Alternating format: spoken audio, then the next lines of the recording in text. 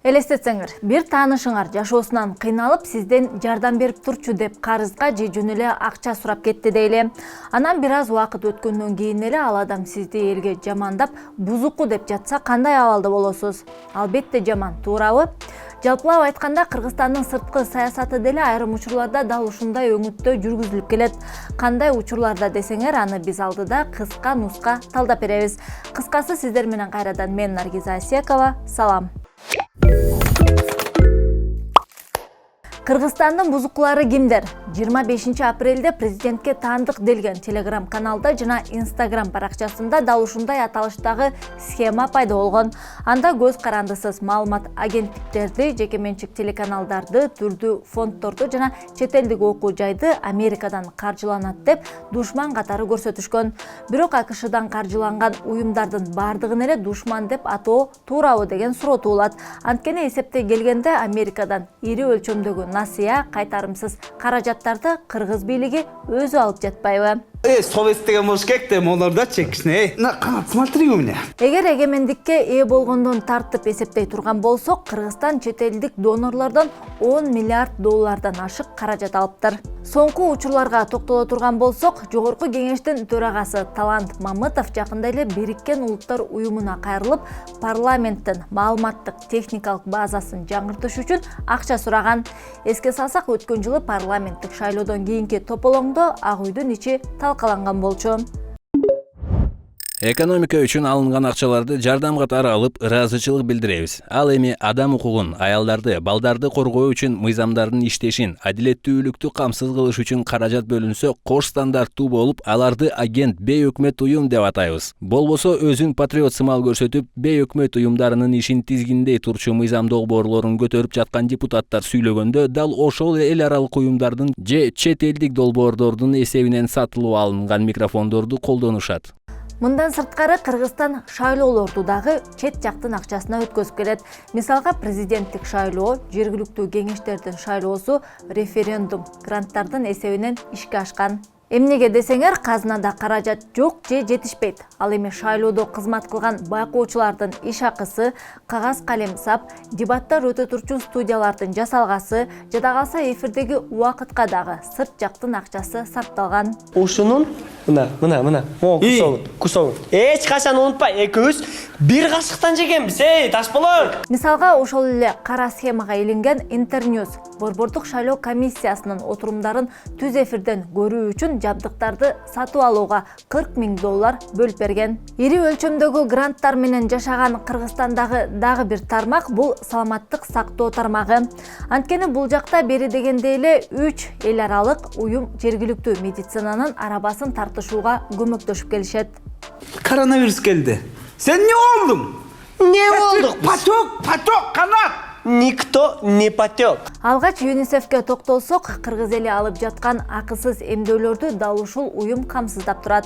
Анткени чоңдорду жана бөбөктөрдү жапырт эмдөөгө Кыргызстандын алы жетпейт.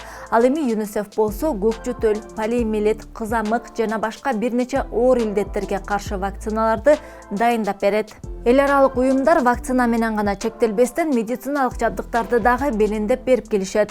Мисалга, эмдөө үчүн керектелүүчү инелерди, вакциналарды коопсуз жерде сактап, алыскы аймактарга жеткириш үчүн муздаткычтары менен кошо карматышат. Тактап айтканда, 2019-2020 жылдары ЮНИСЕФ дээрлик 1000ге жакын муздаткычты алып келип берген. Чет өлкөдөн келген, бизге Кыргызстанга чет өлкөдөн дагы көптөгөн өлкөлөр мындай жардам катары жөнөтүп жатышат да, көптөгөн нерселерди, ошолор элге жетип жатабы? Ал эми ВИЧ, кургак учук сымал жугуштуу дарттар жайылбашы үчүн Бириккен Улуттар уюмунун өнүгүү программасы дагы акысыз дарыланууга өбөлгө түзүп келишет. Бириккен Улуттар уюмунун Балдар фонду дүйнө жүзүндө 190 өлкөдө чүрпөлөрдүн өмүрүн сактап, укугун коргоп, жардам берип, алардын мүмкүнчүлүктөрүн өстүрүү боюнча иш алып барат. Анын ичинде Кыргызстан дагы бар. Аталган уюмдар кыргыз өкмөтү менен бир нече жылдан бери тыгыз кызматташып келишет. Кекстер кандай келет? Монда кагаз коорулуп, анан кекс салынат турабы? Мен кечээ больницалардын баарына барып келдим.